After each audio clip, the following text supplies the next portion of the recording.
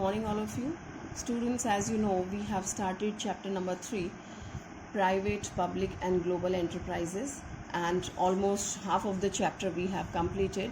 And the topics which we have discussed, these are like differences between the private and public sector. I tell you, students, what comes in the private sector. That is the chapter number 2, form of business organization, right? Whatever we have studied, that comes under the private sector.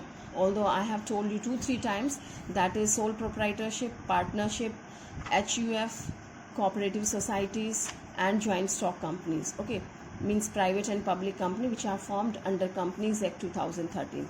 All right, all these form of businesses comes under the private sector. And in public sector, we have studied in this chapter the form of business organizations which comes in the public sector. These were the departmental undertakings, statutory corporations. These two forms we have discussed in detail in the previous classes. Okay, and today we are going to discuss the third one, that is government company. Right, students? There are 3 forms of the businesses in public sector. The first one was departmental undertaking, that we have done. Another one was statutory corporation, that also we have completed in the previous class. And this is the third one, government company. Students, this government company, it's nothing special more than that ki this has been incorporated under Companies Act 2013. How this happens? See, government companies are those companies which are registered under Companies Act 2013, but what happens, the 51% share of these companies, okay, the companies which are formed under Companies Act 2013, once again I'm telling you, and if government, either central government or the state government or both of them in the combination, they are acquiring minimum 51% share of the private company. Okay, so that company becomes government company. How this happens? I've just told you about the holding and subsidiary company, students.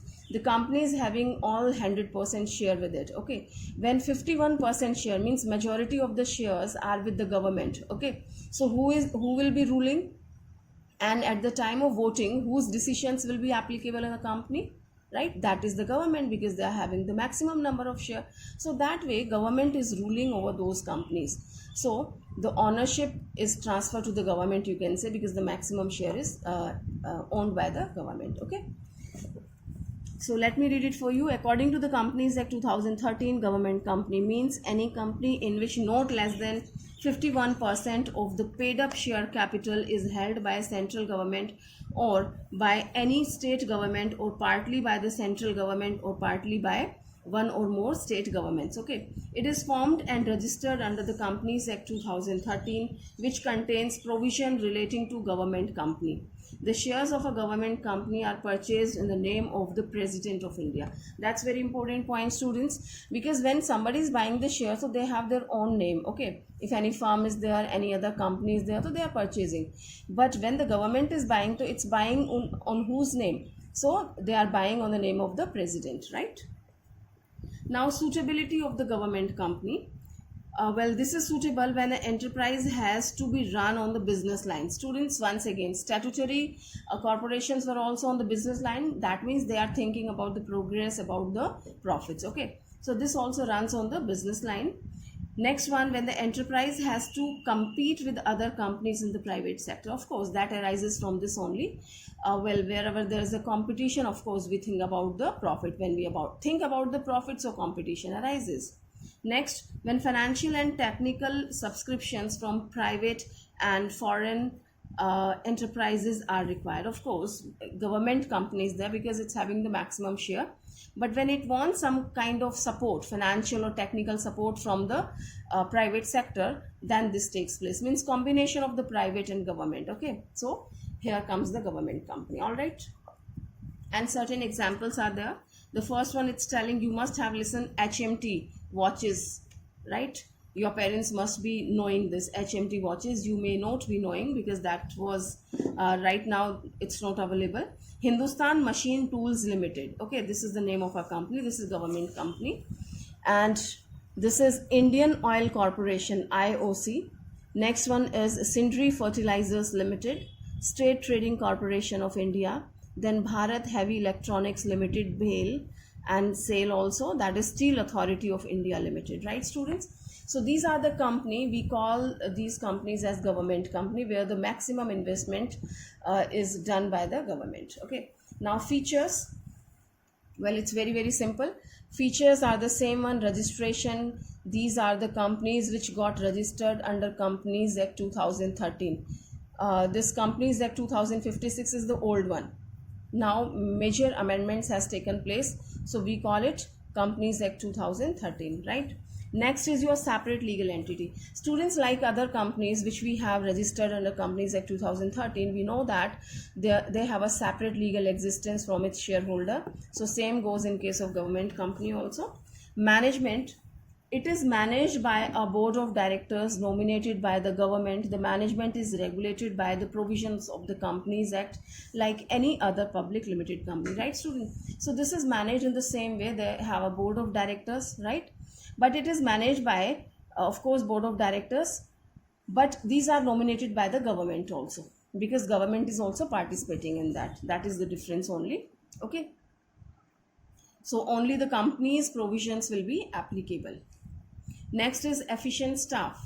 The employees of a government company are appointed according to their own rules and regulations as contained in the memorandum and article of association of the company. They are not government employees like the employees of the departmental undertaking, right students? So efficient staff, as it used to be in the Companies Act 2013, right? In the same way we are appointing the employees.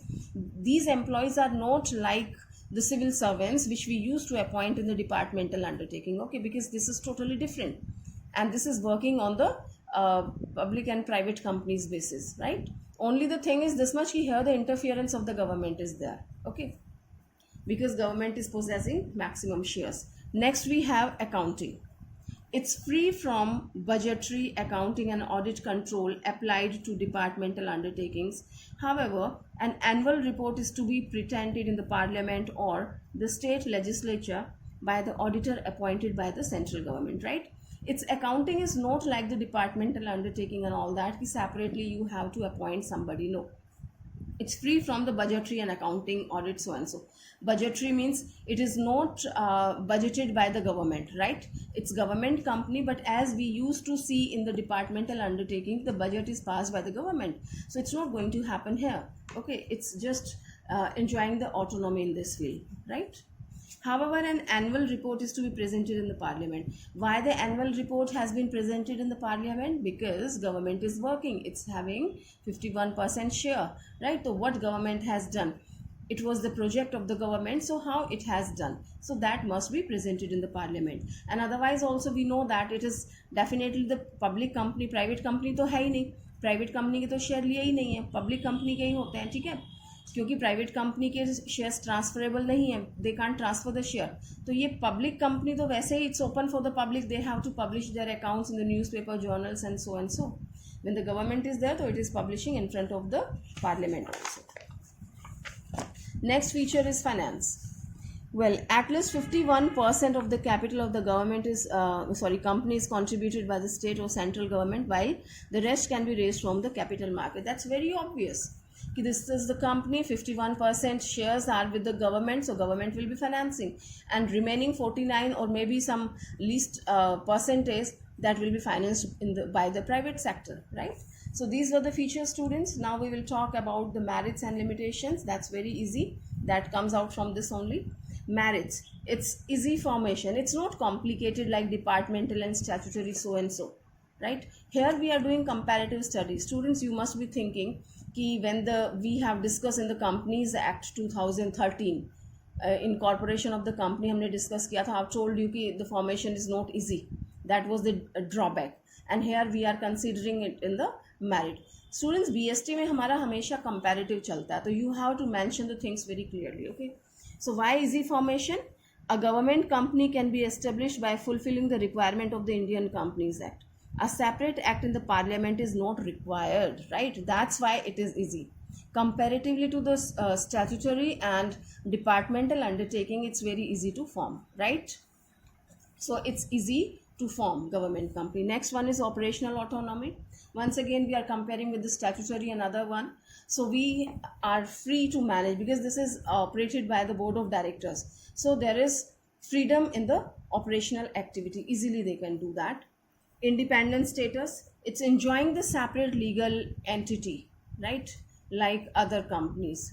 So it is not bounded like departmental undertakings. Okay, so independent status. Next one is prevents unhealthy business practices. Well, these companies provide good quality products at reasonable prices. It helps to control the market and reduce unhealthy business practices. Well, as the government money is there, we are not short of money, so they are trying to provide the best quality at the reasonable prices. So it prevents the unhealthy business practices, as generally business do. They do certain kind of adulteration and charges more, and not providing very good quality. So these kind of drawbacks are not here. All right, so these were the merits. Now we'll talk about the demerits. Well, this is limitation of government company. Limitations, drawbacks. The first one, freedom only in name. Students, just before we have talked ki independent status is their operational autonomy, ki easily they are just doing their operational activity. It's not like that. This has mentioned in the books only. In fact, what happens wherever the government is poking its nose, so the problem comes. So these government people, they are interfering in the matter.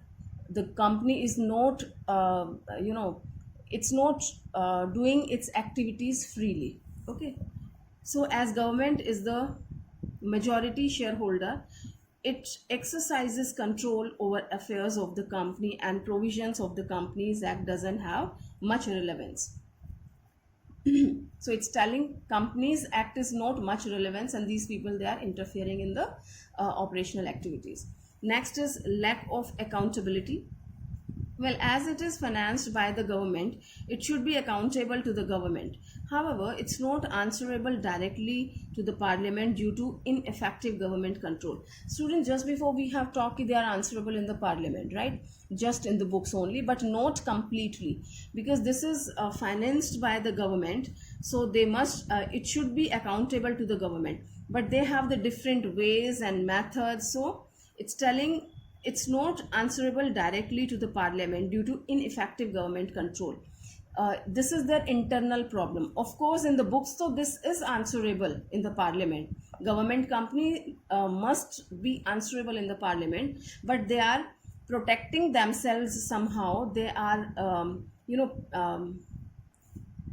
avoiding the situation. Okay, so they are not happy while presenting the statements in the parliament, so they are trying to evade this situation. Next one is defeat of main purpose. Well, being a major shareholder, the government controls the whole management and administration of a company. It defeats the main purpose of registering it under the Companies Act 2013.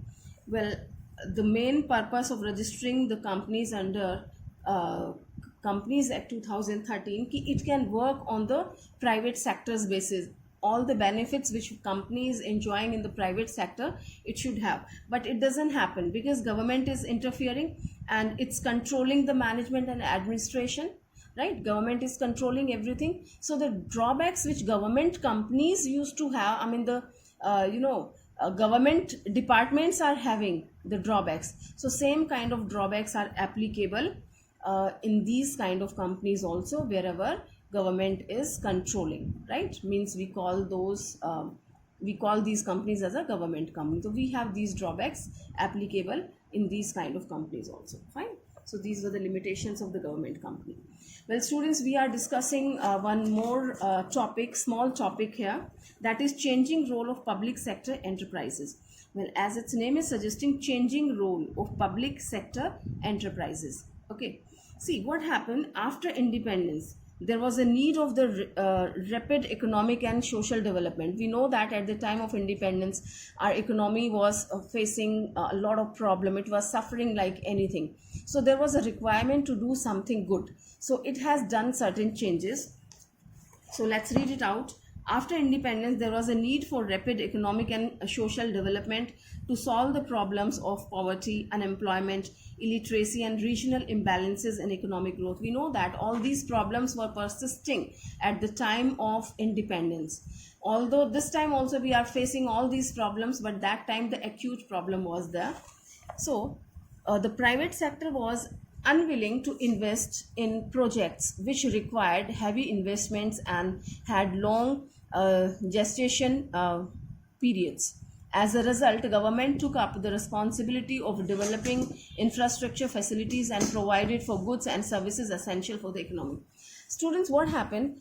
Private sector was unwilling to invest. Why? Because the project was very heavy and the facilities were not there. Okay, as the government has the roads were not properly and schools were not there, hospitals were not there, and the economy was very poor. So the private sector was unwilling, because private sector always think for the profit. Wherever the maximization of the profit level is there, they go there, and where the things has been already set up, so private sector is willing to go in that particular sector, but these things were not available, right? So private sector was unwilling to invest in these kind of projects because it was having the long gestation period also. As a result, government took up the responsibility of developing infrastructure facility. So when the private sector is not coming forward, then at last government has to do all these things.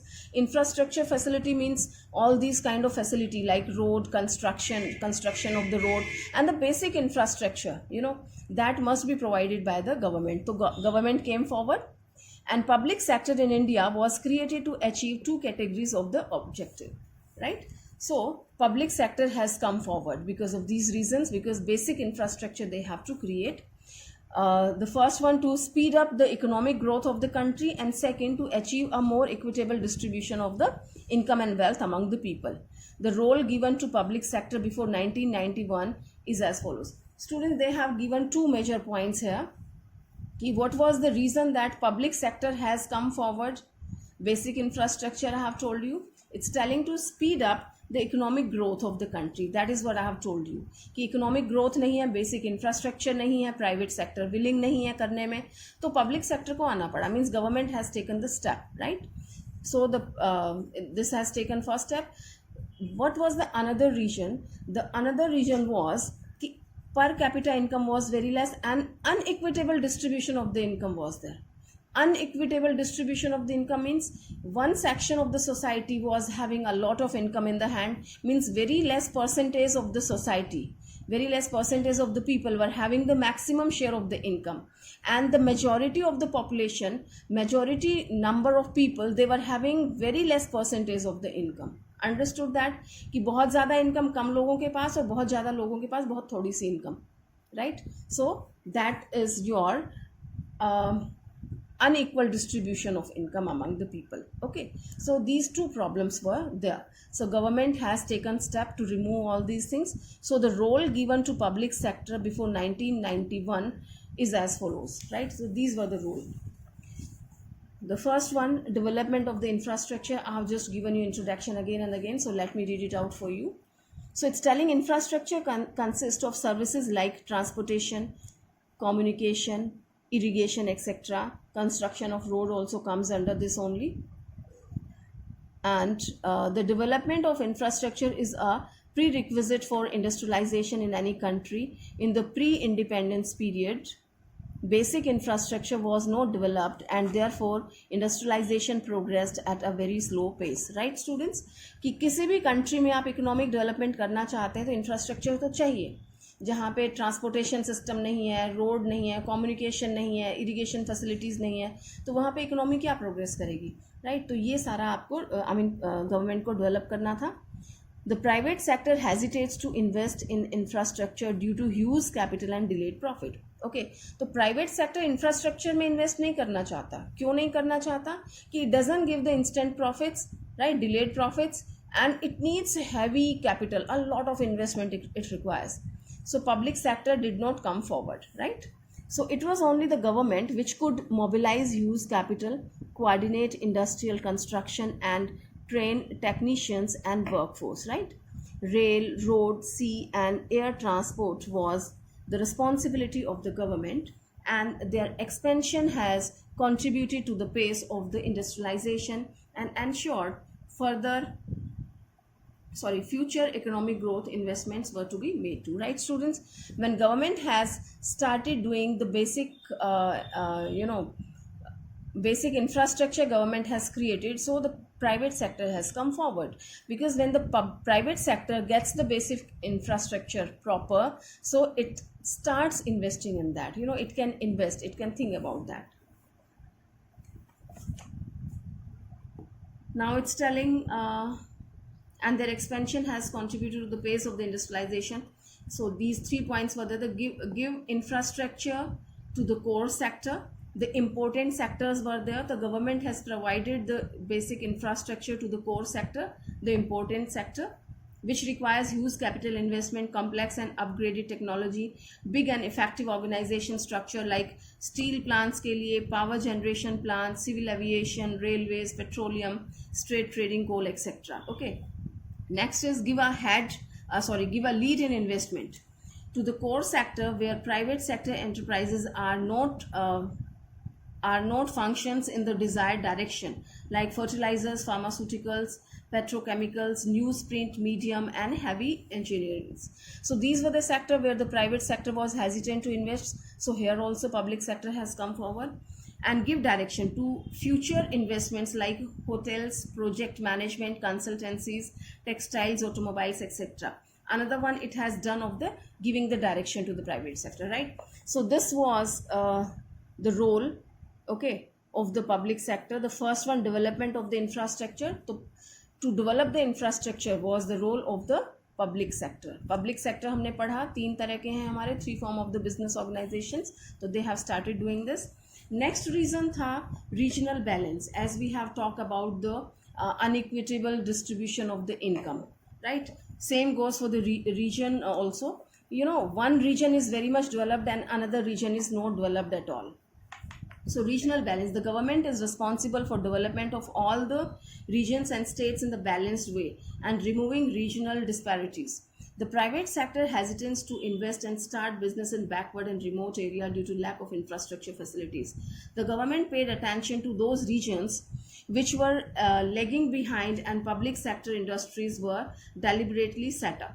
4 major steel plants were set up in the backward area to accelerate economic development, provide employment to the workforce, and develop ancillary industries. Students, regional balance, as I have told you, some regions are there where there is no development. Some remote areas are there, rural areas are there, where the private sector is hesitant to come and invest their money in the project.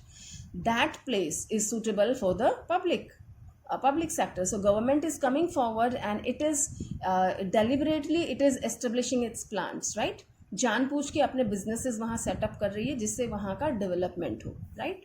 So that way the regional balances can be there, the development of all the regions can be there. Okay. Next is economies of scale. Where large-scale industries are required to set up with huge capital outlay, the public sector had to set up to take advantage of the economies of scale. That is, electric power plants, natural gas, petroleum, and telephone industries are some examples of the public sector setting up large-scale units.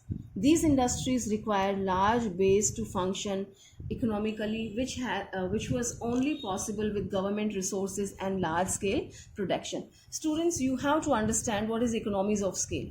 See, you have a plant, right? And the maximum capacity of your plant is to produce 1,000 items at once, right?